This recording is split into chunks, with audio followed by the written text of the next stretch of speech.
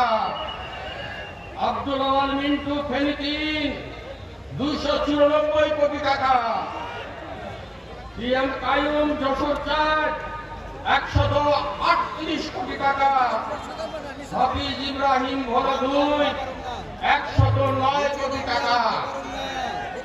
এইভাবে 45 জন লোক 26,000 কোটি টাকা নিয়েছে। আর ওই দলের 60% নমিনি মানে 180 জন ঋণের দায়ে ঋণগ্রস্ত হয়ে আছে। আপনারা বলবেন আওয়ামী লীগের নেতারা, এই বিএনপির নেতারা আওয়ামী লীগের আমলে এত টাকা কেমনে পাইল? তাহলে এ কথা বলা যায়, যারা দিনে বিএনপি রাতে আওয়ামী লীগ, ওই চোর আর ডাকাত রসুনের গোড়ায় একখানে। বুঝতে পারছেন ভাই? এদেরকে নিয়ে নাকি দেশ চালানো হবে। মানুষ কি মানে? মানুষ তো মানেই না, মানুষ না বলে দিছে। পাঞ্জাবের জগতে একটি বিশ্বস্ত নাম শাবাব এথনিক ওয়্যার। নেতা দেশে আসছিলেন একটা প্ল্যান নিয়ে, গান নিয়ে নেতা দেশে আসলেন, আসে দেখে যে দাড়ি জুড়ি সব শেষ। এখন তারা বিরোধী দলের গায়ে হাত তুলছে, এমনকি আমার মা বোনদের গায়ে পর্যন্ত হাত তুলছে।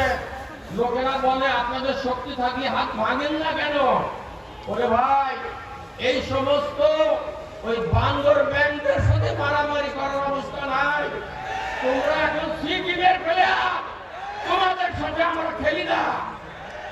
ভোটের পরে জনগণ তোমাদেরকে এমন ভাবে সাহায্য করবে, ওই যেমন গণভবন ছেড়ে ভারতের মাল ভারতে চলে গেছে, ওই রকম বিলেতি মাল বিলেতে চলে যাবে। কি বলেন আপনারা?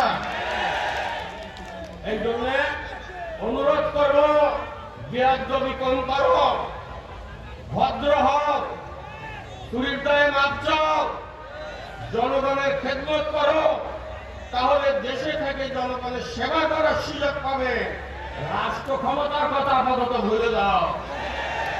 সংগ্রামী ভাইরা, আমির জামাত বসা আছেন, নেতৃবৃন্দ বসা আছেন, কথা বাড়াইলে বেয়াদবি হবে। আমি কি কথা বুঝাইতে পারছি? বিএনপি কি মাঠে আছে, দেশে আছে?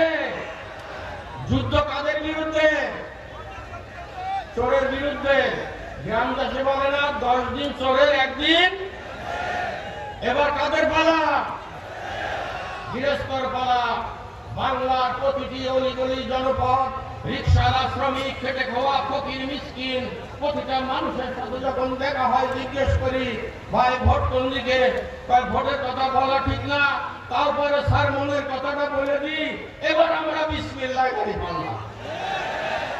ইনশাআল্লাহ দেশের মানুষ ঐক্যবদ্ধ হয়েছে, মানুষের ঘুম ভেঙেছে, মানুষ জেগে উঠেছে, অধিকার আদায়ের স্বপ্ন নিয়ে চোরের বিরুদ্ধে এমন জাগরণের সৃষ্টি হয়েছে। আগামী দিনের বাংলাদেশ হবে ইনসাফের বাংলাদেশ।